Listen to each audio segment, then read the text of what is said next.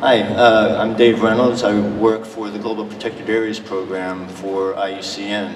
I was listening to the speaker in the last session here, where it was Stephen Woodley who was saying that 25% of the world's parks and protected areas are well managed. That leaves 75% that are not well managed.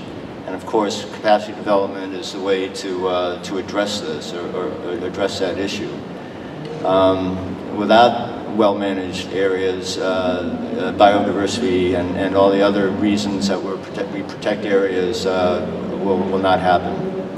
So what IUCN has been doing, and what I want to talk about briefly, is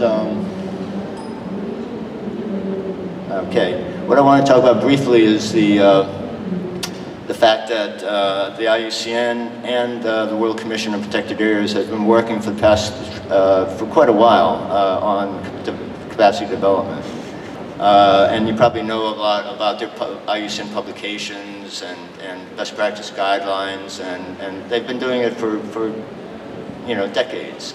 But recently, we've been focusing in on developing specific tools that will help not only with all the other areas, but with the business community and the rest of the different sectors for capacity development.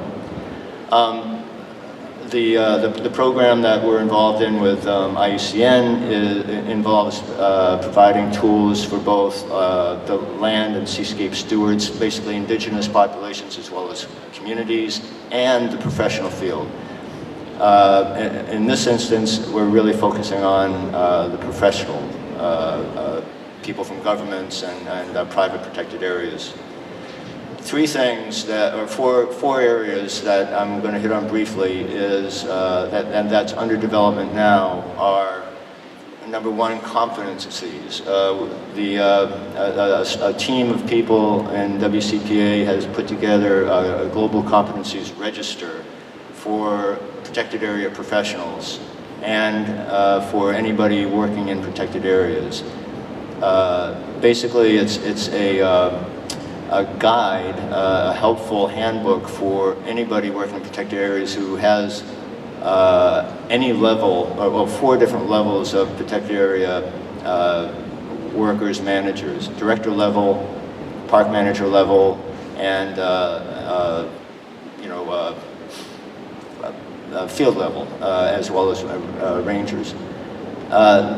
There's almost 1,000 different types of competencies, as you can imagine, those 4 levels.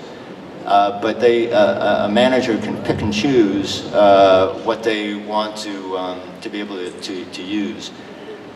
The Global Competencies Register is on the WCPA, both on that website, but it's on the World Parks Congress website as well, so you can take a look at that. And that's something that will address, there's a section in there that addresses business skills. Second thing is a body of knowledge is being prepared based on those competencies. So if a person, let's say a park manager, wants to know about a particular area in a competencies level, they go to this body of knowledge, and then a vetted list of documents, training centers, mentorship sites are going to be available for them. And then the third is performance assessment, basically certification guidelines.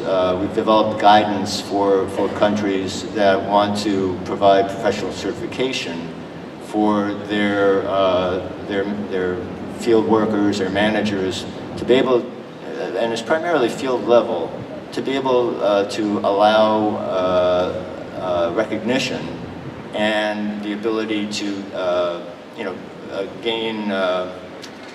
move up in the ranks by having a certification for demonstrating the skills that people have developed over time. It's something that's been going on right now in the Africa region through the Western Indian Marine Science association, and we're expanding that to terrestrial areas as well.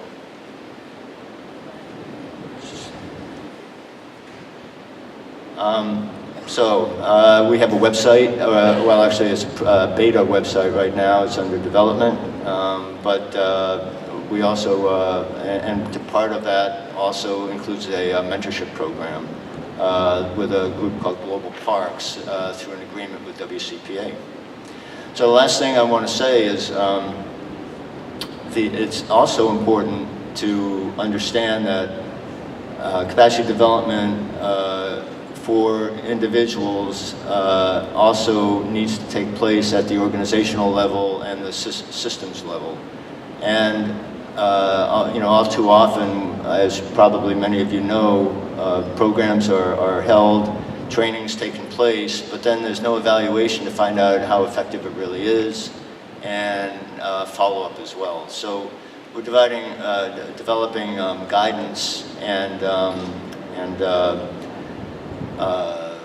you know, basically papers on how to evaluate programs both on the system level, the organizational level, and individual level. And so again, just to sum up, the competencies is a way that business skills can be the business skills can use the competencies, they can use the body of knowledge that's being presented, mentoring, and curricular development. And again, take a look at the website on the World Parks Congress, and if you look under capacity development, you'll see a lot of those documents that I was talking about.